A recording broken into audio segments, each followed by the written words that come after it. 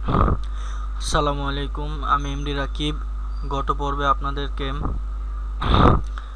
কিভাবে HTML এর heading তৈরি করতে হয় H1 থেকে H6 পর্যন্ত সেটা আপনাদেরকে দেখানো হয়েছে। তো আজ আমি আমার সেকেন্ড লেসনে যেটা দেখাবো সেটা হচ্ছে HTML প্যারাগ্রাফ।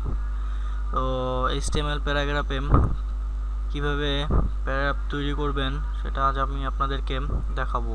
তো আসুন, আজকেও আমি আপনাদেরকে 4টি উদাহরণ দিয়ে দেখাবো। তো ফার্স্ট উদাহরণটি হচ্ছে আমার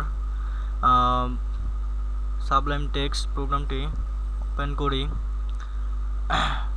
দেন একটা ফাইল নিব, নিউ ফাইলে গিয়ে নিউ ফাইল, এবং সেকেন্ড উদাহরণ যেটা সেটা হচ্ছে অবশ্যই ফাইলটিকে আগে সেভ করতে হবে। তো আমি ফাইলটিকে ডেস্কটপে নিউ ফোল্ডারে গিয়ে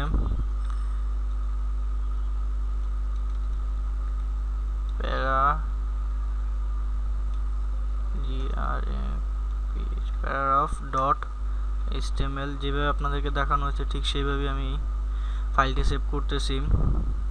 তো সেভ, তো তো গত পর্বে আপনাদেরকে এই স্টেপটা দেখানো হয়েছে, আশা করি আপনারা বুঝতে পারতেছেন। প্যারাগ্রাফ, তো যে কোনো কাজ করি না কেন সেটা বডির ভিতরে করতে হবে। তো আসুন প্যারাগ্রাফের কাজ আমরা দেখি। তো HTML ফাইলে প্যারাগ্রাফগুলোকে পি ট্যাগ দ্বারা নির্ধারণ করা হয়ে থাকে। এর শুরু হয় পি দিয়ে এবং শেষও হয় ক্লোজ পি দিয়ে, পি ব্যবহার করে।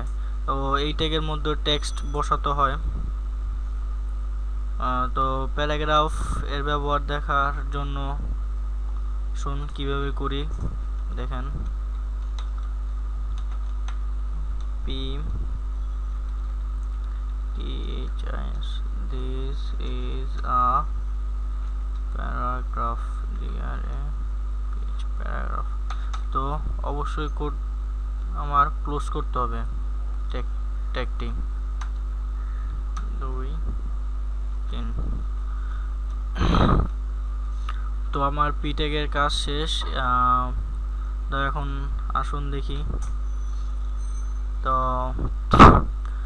4 নাম্বার যেই উদাহরণটা সেটা হচ্ছে ওয়েব ব্রাউজারে ফাইলটি খুলুন। আসুন, এই দেখতে পাচ্ছেন আমাদের এখানে প্যারাগ্রাফ আকৃতি চলে আসছে।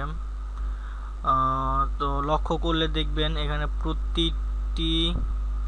প্রতিটি লাইনের মাঝে নির্দিষ্ট পরিমাণ ফাঁকা স্থান দেখে লাইনগুলো প্রদর্শিত হচ্ছে। তো মূলত প্যারাগ্রাফ ইউজ করতে হলে, প্যারাগ্রাফ টাইপের কোনো কিছু লিখতে হলে অথবা ইউজ করতে হলে আমাদের অবশ্যই পি ট্যাগ দ্বারা সেটা করতে হবে। তো আমার 4টা উদাহরণ শেষ। তো আজকে এই পর্যন্তই প্যারাগ্রাফ কাজ। তো বাসায় বেশি বেশি প্র্যাকটিস করুন অ্যান্ড শিখতে থাকুন, ইনশাল্লাহ হয়ে যাবে।